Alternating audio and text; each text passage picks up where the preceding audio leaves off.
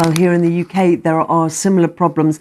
And with no sign of the current lockdown restrictions being lifted, many businesses are growing increasingly anxious about how they can afford to keep employees on the payroll. John Wilson is Chief Executive Officer of TotalJobs and can give us an overview of the job market. Thanks so much for joining us. Where do you think we're at? I think it's a challenging time for a lot of businesses in the UK. There are a number of sectors that are under significant pressure: hospitality, tourism, travel industry. But there's a number of sectors that are growing significantly to meet consumer demand.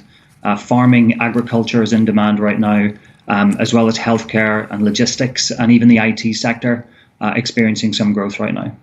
And so for employees and businesses which are able to be flexible and to adapt to new conditions of working, there are opportunities. Yeah, there absolutely are. And I think a lot of businesses are taking an opportunity right now to continue to hire essential workers. Making use of video interviewing as well as video onboarding.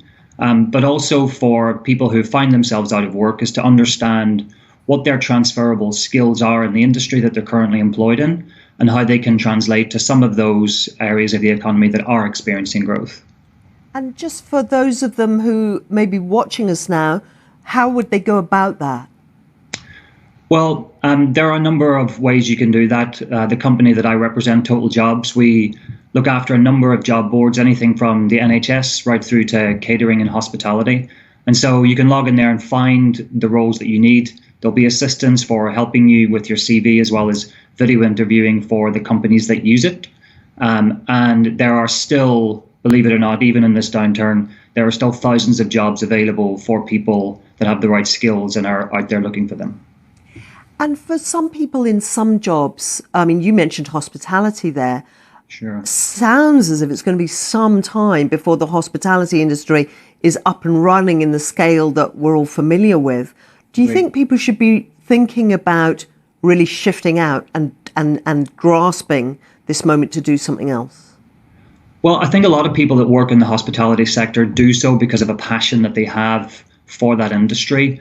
So TotalJobs and our sister company, Caterer.com, are working with the trade body UK Hospitality to try and bring all of those workers that are looking for work today together, and then connect those people with all of the open vacancies that there are, where there are transferable skills like food retail, for instance, where the hospitality staff can easily move across there. So we've created a portal together to help connect those people. But as I say, I think for individuals right now in the short term, yes, they need to make those decisions. But in the long term, a number of people are in that industry because of the love that they have for the industry. And can I ask you for your perspective on both the business loans and the furloughing money that's coming from the Treasury? So all the ways in which the Chancellor of the Exchequer has said he's helping the economy. From where you sit looking at the jobs market, do you think it's getting to where it's needed? I think the speed of how this money makes it into people's hands is critical, and I don't think that that's happening quickly enough. If we look at what's happening in the sector, is essentially the government need to continue to do what they're doing in getting a grip of the outbreak in order that businesses can start back. Clearly, cash is king for most companies, and taking advantage of these schemes are critical to seeing them through the next weeks and months before parts of the economy start to open up. And businesses need that lifeline in order to be able to navigate that time, and the speed is really of the essence for a lot of businesses. John Wilson, thank you.